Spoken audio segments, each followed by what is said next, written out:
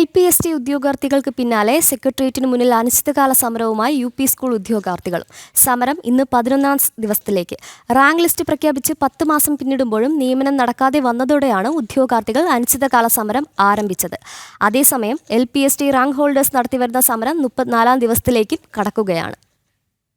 പോരാട്ടം പോരാട്ടം പോരാട്ടം ലക്ഷ്യം വരെയും പോരാട്ടം ഇല്ല ഇല്ല പുറകേട്ടില്ല ഇല്ല ഇല്ല പുറകോട്ടാകും തെരുവിൽ സമരം ചെയ്യുമ്പോൾ സംസ്ഥാനത്തിന്റെ വിവിധ ഭാഗത്തു നിന്നുള്ള നിരവധി ഉദ്യോഗാർത്ഥികളാണ് സെക്രട്ടേറിയറ്റിന് മുന്നിൽ അനിശ്ചിതകാല സമരമിരിക്കുന്നത്.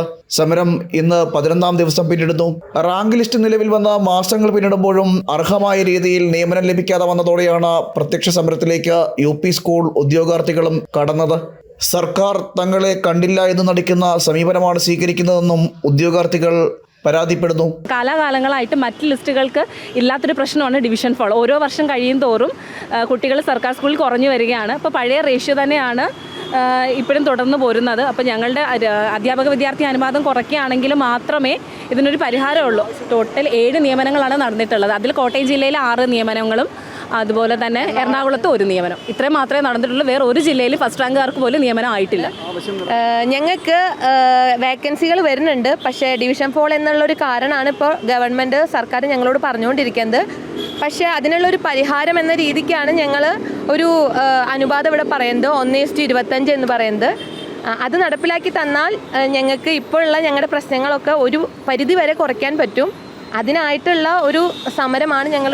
ഡിവിഷൻ ഫാൾ വരുന്ന സ്കൂളുകളിലെ അധ്യാപകരെ പുനർവിന്യസിക്കുന്നത് മൂലം പുതിയ നിയമനങ്ങൾ തടസ്സപ്പെടുന്നു. ഒഴിവുകൾ കൃത്യസമയത്ത് റിപ്പോർട്ട് ചെയ്യുന്നില്ല തുടങ്ങിയവയാണ് ഉദ്യോഗാർത്ഥികളുടെ പരാതി. അധ്യാപക വിദ്യാർത്ഥി അനുപാതം 5ാം ക്ലാസ്സിൽ 1:25, 6-7 ക്ലാസ്സുകളിൽ 1:30 എന്നാക്കണം. HM പ്രൊമോഷൻ നടപടികൾ വേഗത്തിലാക്കുക, BRC SSKയിലേക്ക് സ്ഥിര അധ്യാപകർക്ക് പ്രൊമോഷൻ നൽകുക, ഗവൺമെന്റ് സ്കൂളിലേക്കുള്ള എയ്ഡഡ് പ്രൊട്ടക്ഷൻ റദ്ദാക്കുക തുടങ്ങിയവയാണ് ഉദ്യോഗാർത്ഥികളുടെ മറ്റ് ആവശ്യങ്ങൾ.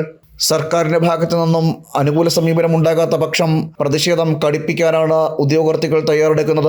അതേസമയം LPST റാങ്ക് ഹോൾഡേഴ്സ് സെക്രട്ടേറിയറ്റിന് മുന്നിൽ നടത്തിവരുന്ന അനിശ്ചിതകാല സമരം ഇന്ന് 34ാം ദിവസത്തിലെത്തി. സർക്കാർ സമരക്കാരെ പൂർണ്ണമായും അവഗണിക്കുന്ന നിലപാടാണ് സ്വീകരിക്കുന്നത്. ജനം, തിരുവനന്തപുരം.